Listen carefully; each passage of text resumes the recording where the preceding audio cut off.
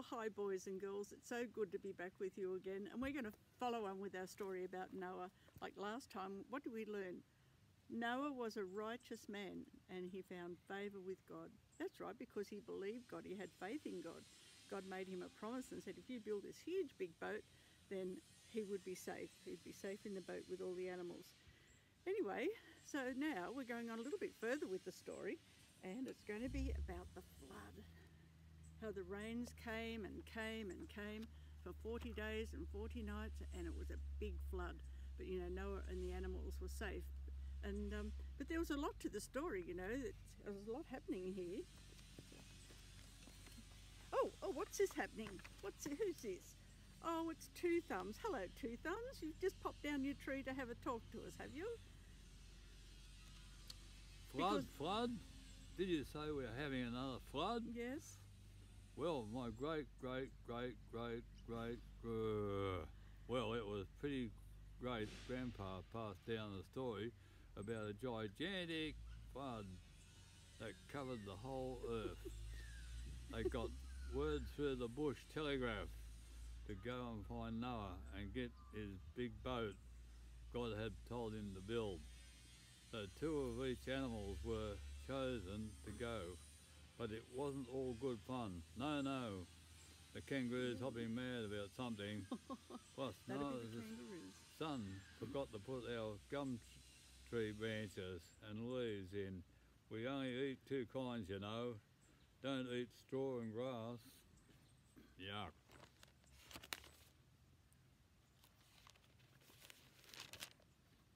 Great Scott, Grandpa. Nearly got trampled on by these 2 huge grey I know. Heffalumps. Yes, elephants. Yes, Great. elephants. Well, you know who complained to Noah? Because the monkeys want our trees. Now the koalas don't mind sharing, but they had fleas.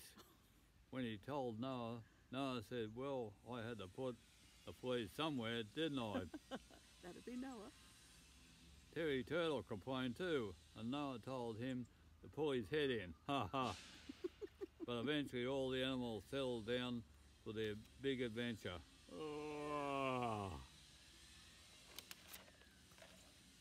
The tawny frogmouth owl thought it was a hoot. All this remembering has tired me out. Oh, so I've got to go and have a nap. See ya. All right, 2Thumbs, we'll let you go off now and have your nap and have some more gum leaves and enjoy sitting up in your tree. It's a beautiful day. Off you go. Well, that was really funny, wasn't it? A bit of a story from the animals about how they found things in the ark. Well, now we go on with our story, because you know what happened when all the animals were in and Noah and his family were in? No, Mum. God shut the door. So it was too late. God shut the door. We've got to remember that. And so we read on. This is in Genesis 7, 1-24. So Noah did everything as the Lord commanded him. Noah was 600 years old when the flood covered the earth. He went on board the boat to escape the flood, he and his wife and his sons and their wives with them, and all the various kinds of animals, those approved for eating and for sacrifice, and those who were not, along with all the birds and the small animals that scurry on the ground. They were all in the ark with Noah. Now, after the boat was completed, God told Noah it was time for him and his family and all those animals and birds to go on board. This must have been a strange sight for the people around about to see this happening, because I think they would have seen animals that maybe they'd never seen before. Because I think the kangaroos and koalas and our native animals would have had a long way to go. Imagine Noah herding all these animals together and leading them on board. Then Noah's children and their families boarded the ark. That's what Noah called his boat, was the ark. 7 days later, it began to rain. It rained and it rained and it rained for weeks. For 40 solid days and nights it rained and it rained. It rained non-stop. Oh, you know what that would be like? I'd just get tired of rain after 2 or 3 days. But anyway, The water level rose steadily until this ark that was built on dry ground, there wasn't a river anywhere near, was floating, and it was floating. There was water everywhere. But Noah, his family, and the various animals in the ark, they were all safe because God promised that if they got into the ark and before he closed the door, then he would keep them all safe. All the people who had mocked Noah and who had abandoned God could not find any shelter. What a pity they didn't seek shelter in God. Everything was swept away from the face of the earth. People, animals, plants, all except for Noah and his family who followed God's instructions. They were safe and sound in the enormous boat that gently floated on the waters. Mum, yes? Joey told me a joke. Did he? What did he tell you? He said, what did Noah use to go and check on the animals at night to see that they were all safe? Let me think. Would he have used a candle? No. A torch? No. Oh, gosh, Suzie, I can't imagine what he would have used. I think, no, you'll have to tell me. A floodlight. A floodlight. Yeah, because it was a flood, see? Oh, I get the story, yeah. Anyway, that was a good joke, wasn't it? Yep. You know what, we're going to have to think up a joke to tell Joey next time because I think Joey loves pulling jokes on you, doesn't he? All the time, Mum.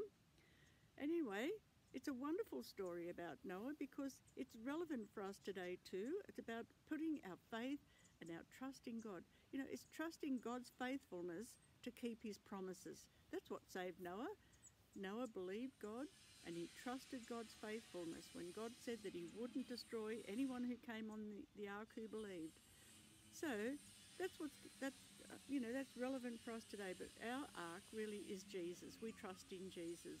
Put our faith and trust in him and the faithfulness of God in all that he said about Jesus, that we too will be saved in him. So boys and girls, I just hope that you have a really great week this week because, you know, there's more to this story and we're going to do that next time that we're together. But in the meantime, you know, I think it'd be wonderful if Mum and Dad would sit down with their big Bibles because this is a children's Bible and they've made the stories a little bit easier for you to read and understand.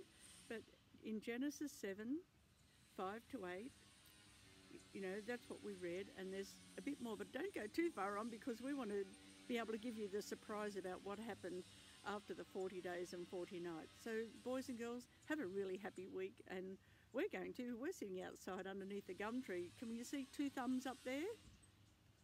He's up there somewhere, he's scurried up the tree. But I have 2 thumbs, Mum. Yes, you do. You have 1 thumb on this hand and you have 1 thumb on that hand. But you know what? Koalas have 2 thumbs on each hand, so they have 4 thumbs. Why is that? It's so God gave them 4 thumbs so that they can climb up trees really, really quickly. Sometimes they need to climb trees really quickly. And so they can just use those 2 thumbs on each hand to grab onto the bark and pull themselves up the trees. Wow, isn't God amazing? He made every animal to have just the right bits and pieces. He did, didn't he? Anyway, boys and girls, lots of love, and we'll talk to you again soon. So bye. Suzie says bye too. Bye, bye, boys and girls. And we love you, and we're going to catch up with you again real soon. So bye, everybody. Bye.